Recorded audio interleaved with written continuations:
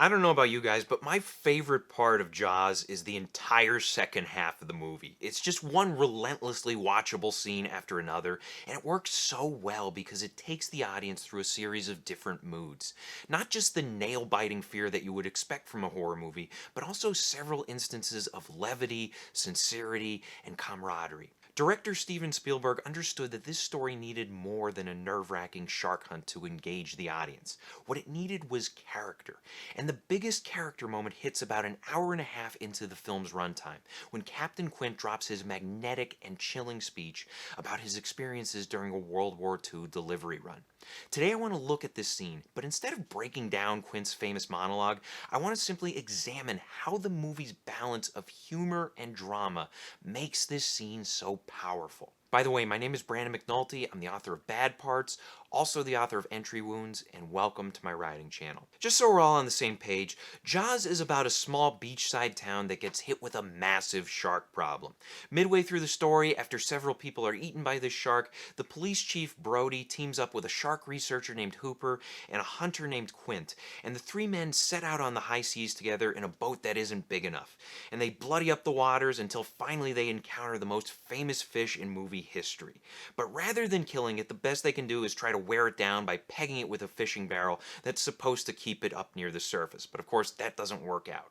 And after this intense, high-stakes encounter, we have a cooldown period. And what a cooldown period is, it's a scene or sequence of scenes that serves to mellow out an action-oriented story. In other words, a cooldown period is a palate cleanser.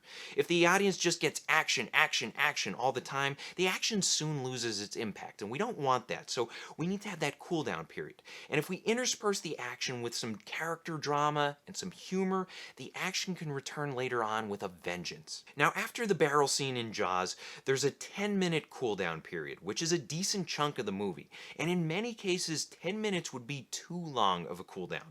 But this particular stretch works because it's captivating, and it's captivating because of the way that it balances drama and humor. It starts off with the police chief tending to an injury before we shift into the iconic scene where Quint and Hooper compare scars like boys on the schoolyard. It's comical to watch, and it does an incredible job of building chemistry between these characters. Then, after being asked about an old tattoo, Quint launches into his legendary speech about his time on the USS Indianapolis, aka the ship that delivered the Hiroshima bomb. He recounts how his ship was torpedoed by the Japanese and how he was stranded in shark-infested waters for days. And this speech is chilling, and it tells us a lot about his character and where he got his grudge against sharks. Now, this monologue shines for many reasons, notably because of the actor's delivery and all the great descriptive imagery.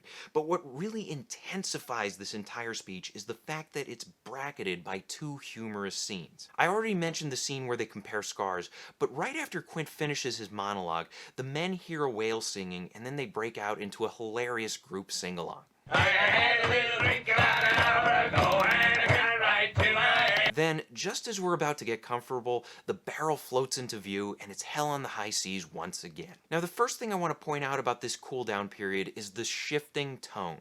The tone dances back and forth between dramatic and humorous. At first, Brody is worried about his injury, then the men compare scars and have a few laughs, then Quint unloads his dark monologue, then everybody's singing with the whales, and finally the shark returns to attack our heroes.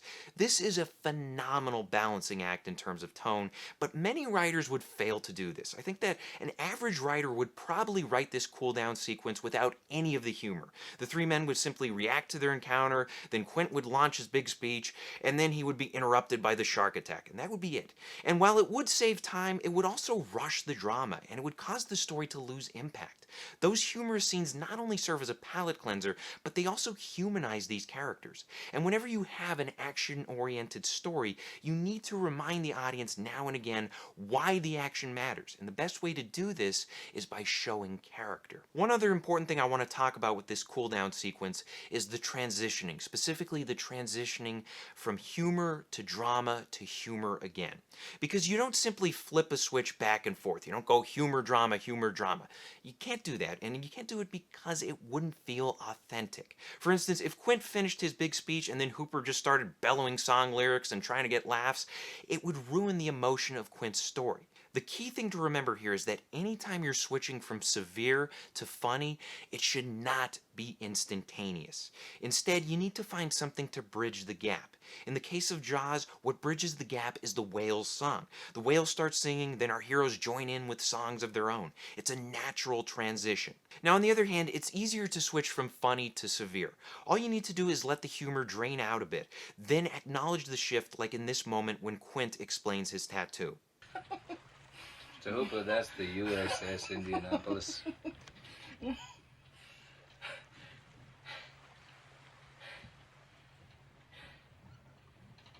You were on the Indianapolis? So in this example, Hooper goes from drunken laughter to stone cold severity, and the tone of the movie goes with him. That's a great transition, and it prepares us for the dark tale that's about to come. So if you are writing a story that has intense action sequences, remember to balance things out with cooldown periods that engage the audience with character revelations and levity. If you can shift between humor and drama, both the humor and the drama will create more impact in your story. So I hope this helps. Question of the day: does your current work in progress contain a cooldown period? Let us know in the comments section below. Thank you guys for watching. If you want to support the channel, please pick up a copy of either one of my novels. Also, be sure to check out my other videos.